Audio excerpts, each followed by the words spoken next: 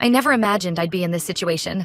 My name is Rachel, I'm 35, and I'm watching my family fall apart for the second time. My ex-husband, Jeffrey, 38, and I divorced 3 years ago after a decade of marriage. We have a daughter, Cynthia, who's 9 and the light of our lives. Jeffrey and I met in college. I was a shy English major, and he was the charismatic business student everyone knew. We were an unlikely pair, but somehow we clicked. After graduation, we got married and started our lives together. Jeffrey landed a job at a prestigious marketing firm, while I pursued my dream of teaching. The first few years were blissful.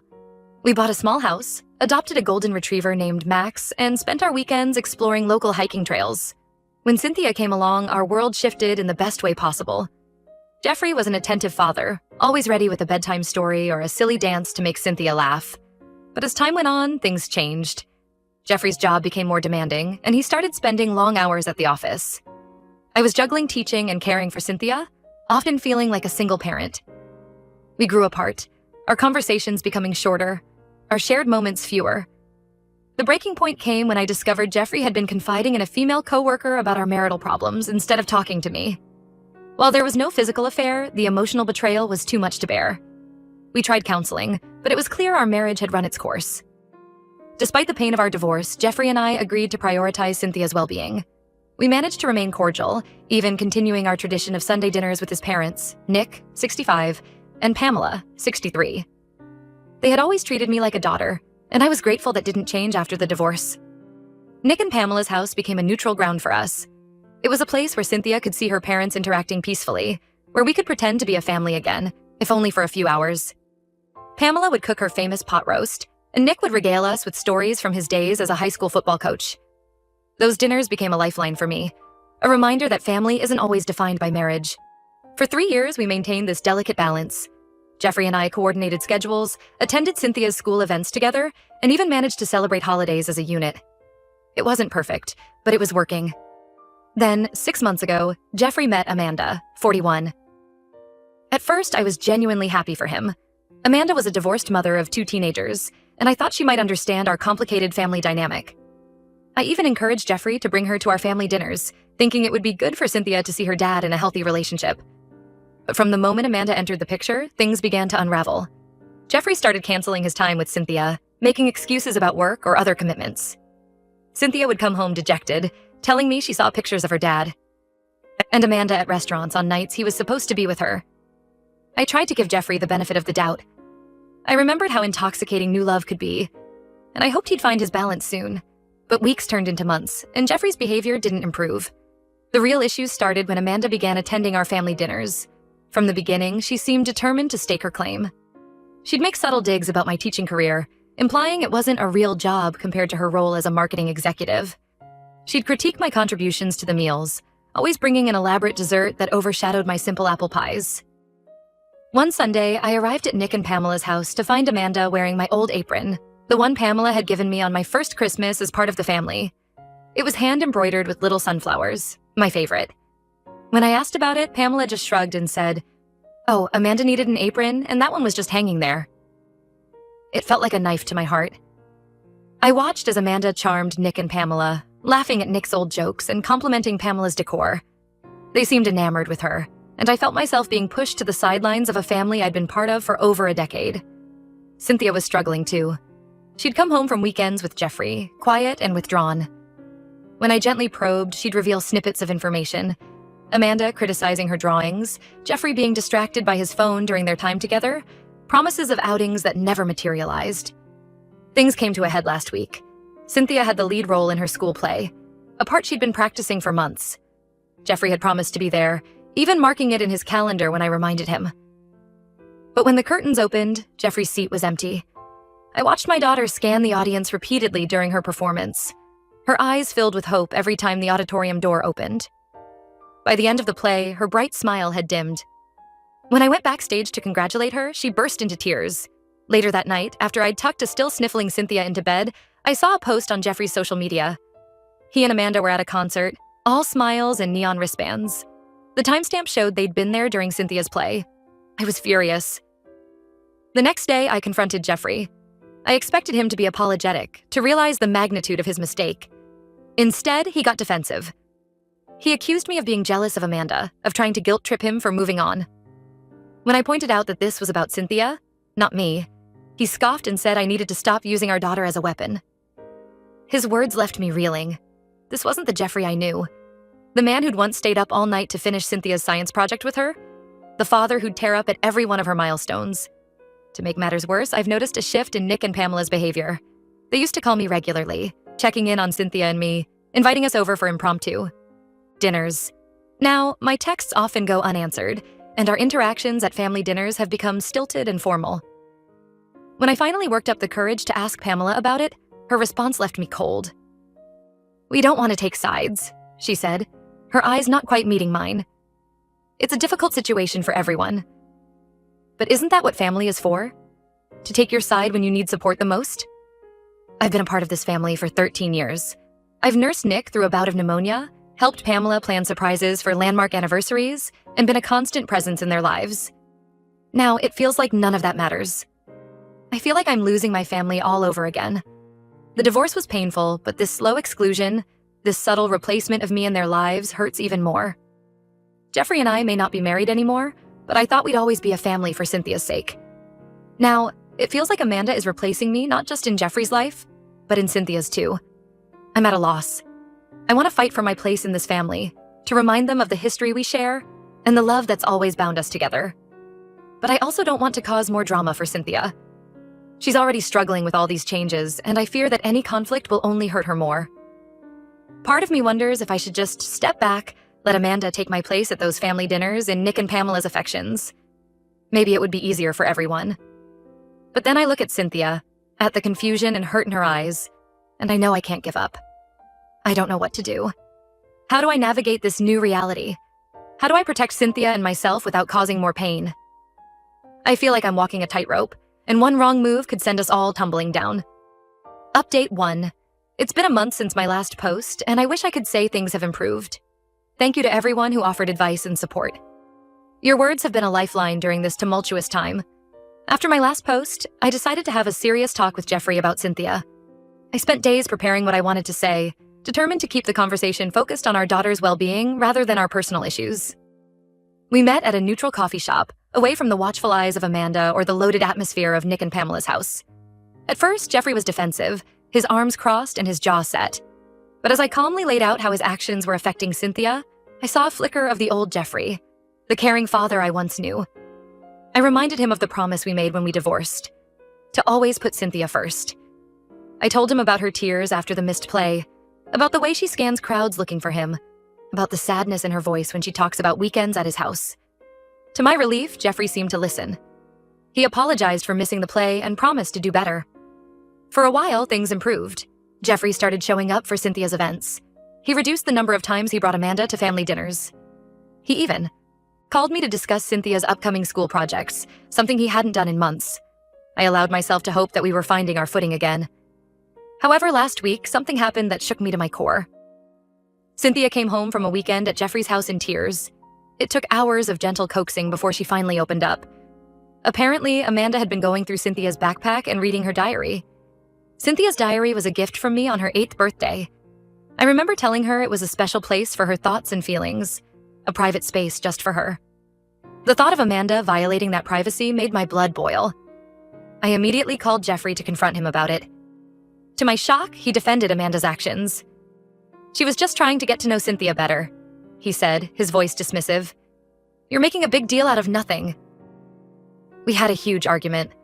Jeffrey accused me of turning Cynthia against Amanda, of being unable to accept that he had moved on.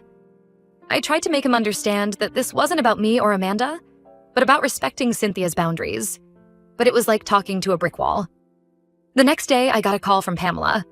Her voice was cold as she told me that Jeffrey had informed them about the diary incident. But the story he told them was vastly different from reality. According to Jeffrey, I had made the whole thing up to cause problems between him and Amanda. I was stunned. I tried to explain my side, to make Pamela understand the truth.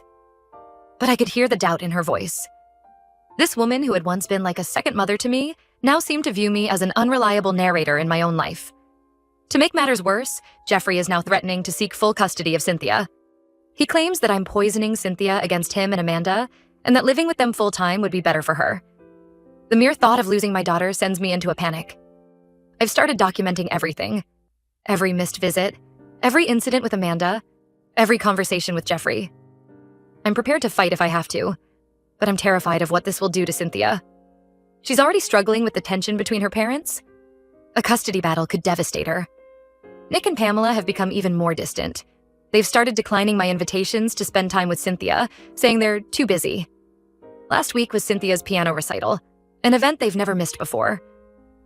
But this time, their seats remained empty.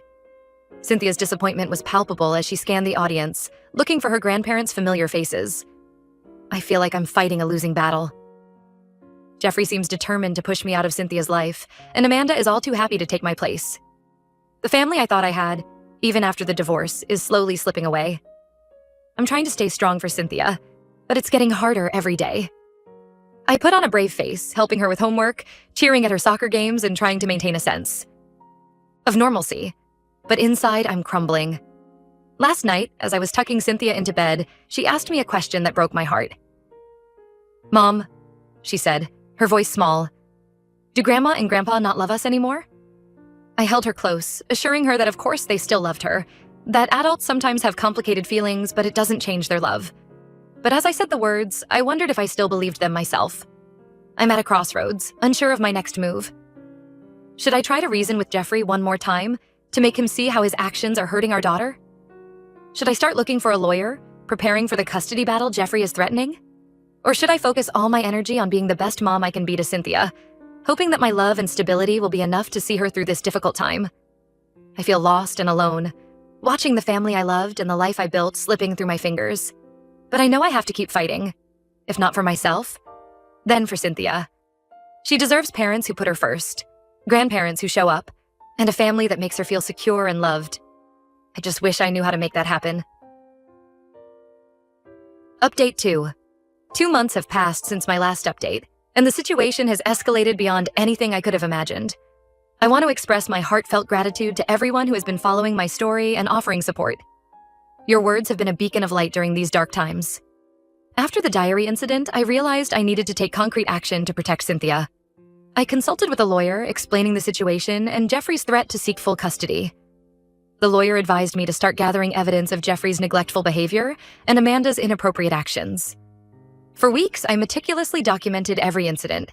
I saved text messages where Jeffrey canceled plans with Cynthia at the last minute. I kept a log of every time Amanda overstepped boundaries. I even started recording phone conversations with Jeffrey, with his knowledge, as per my lawyer's advice. It was an exhausting and emotionally draining process, but I knew I had to do it for Cynthia's sake. Throughout this time, I tried to shield Cynthia from the growing tension. I maintained our routines, helped her with school projects, and tried to create happy moments amidst the chaos. But children are perceptive, and I could see the worry in her eyes, the way she'd flinch when the phone rang, fearing it was her dad canceling plans again. Things took an unexpected turn last week. It was a regular Wednesday afternoon, and I was at work, teaching my 4th grade class. Suddenly, I got a call from Cynthia's school. My heart dropped when the secretary told me Cynthia hadn't shown up for her afternoon classes. Panic set in as I rushed to the school. Had something happened to her? Was she sick? But when I arrived, I found out something that made my blood run cold. Amanda had picked Cynthia up from school without my knowledge or permission. I called Jeffrey immediately, my hands shaking as I held the phone. He answered casually, as if nothing was wrong. When I demanded to know where Cynthia was, he said, "Oh, I asked Amanda to pick her up. I had a meeting I couldn't reschedule." I was livid.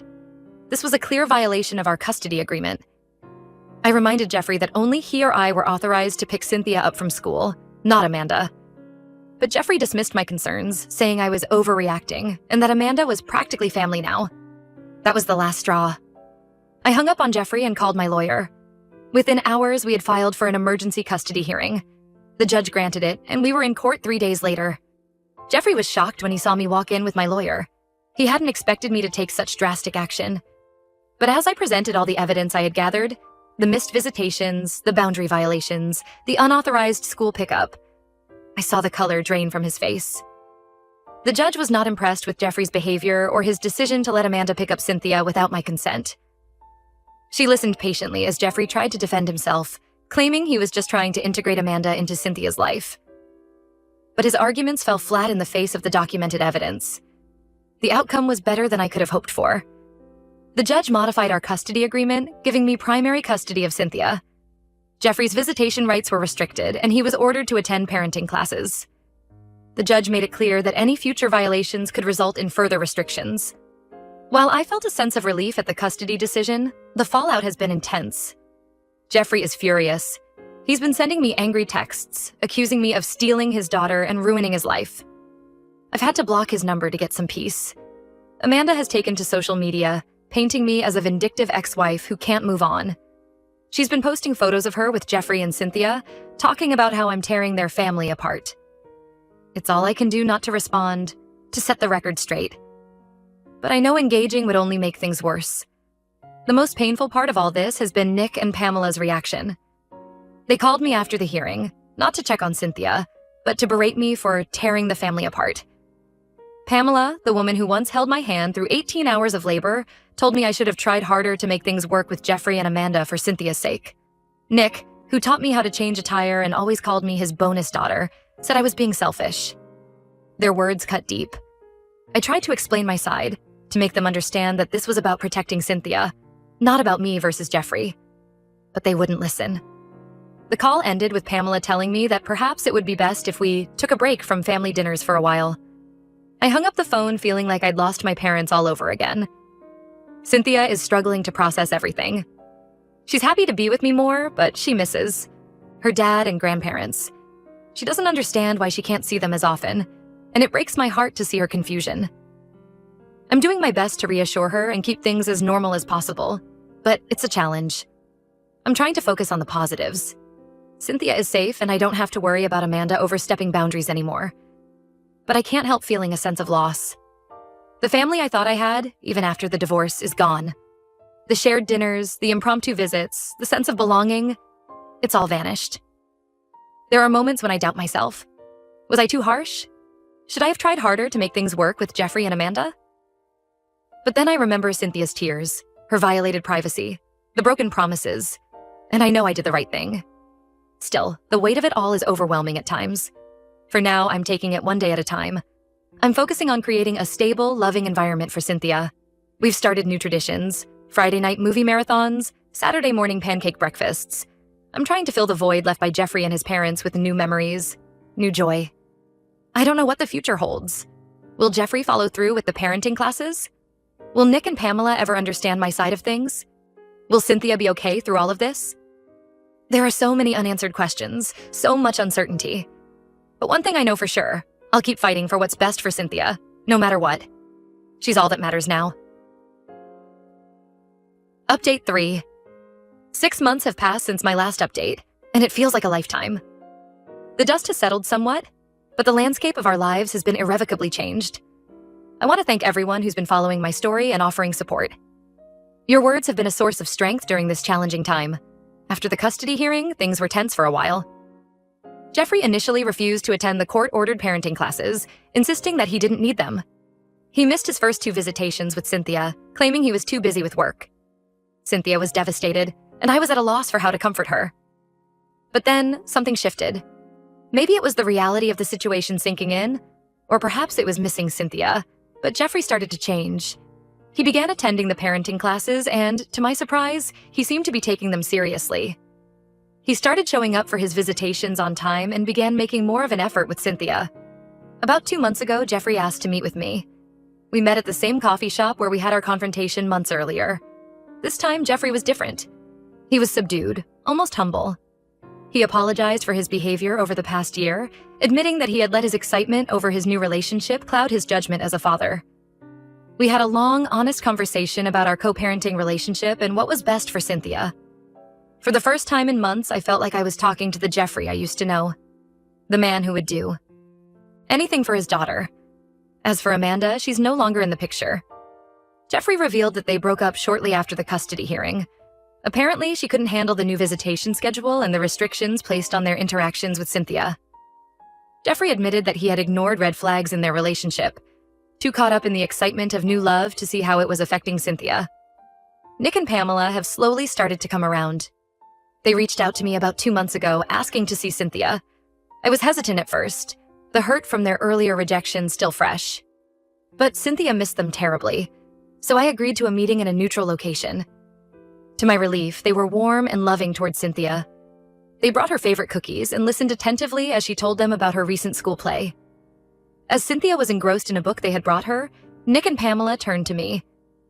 They apologized for their behavior, admitting that they had been so caught up in supporting Jeffrey that they lost sight of what was best for Cynthia.